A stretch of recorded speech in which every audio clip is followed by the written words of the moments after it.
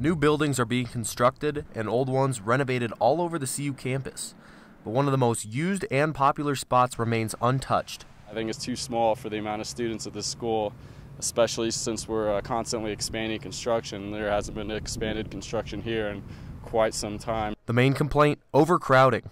Recent surveys show that 88% of CU students participate in rec center activities. That's 10% higher than the national average, but the space per student is 30 to 42% lower.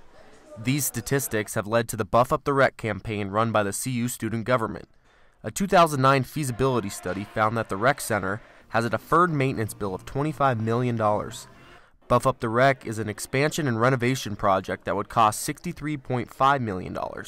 So where is this budget money coming from? It is 100% student fee funded, and that's why you'll see the associated semester student fee range of $121 to $125 a semester.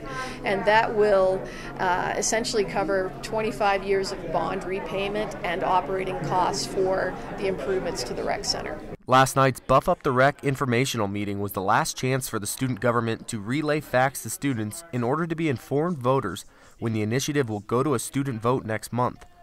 Although the campaign has received a lot of positive feedback, there are still some who aren't in favor of the changes. I know that a lot of students do support the rec center. I support the rec center. I definitely buff up the rec. However, there needs to be a conscious discussion about what are we maximizing student fees for and what are we decreasing student fees for. I think if there were to be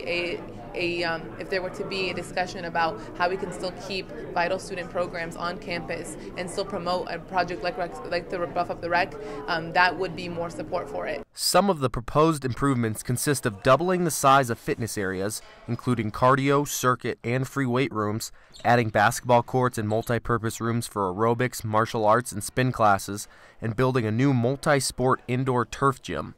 An early survey shows that 71% of the voters are in favor of passing the expansion proposal for the rec.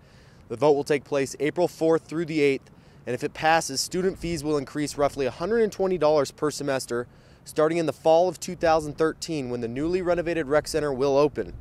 If the project is not approved, the $25 million in deferred maintenance will have to be attended to within a 5 to 10 year period, and programs will be cut, including a closing of the ice rink. For News Team Boulder, I'm Colin Harmon.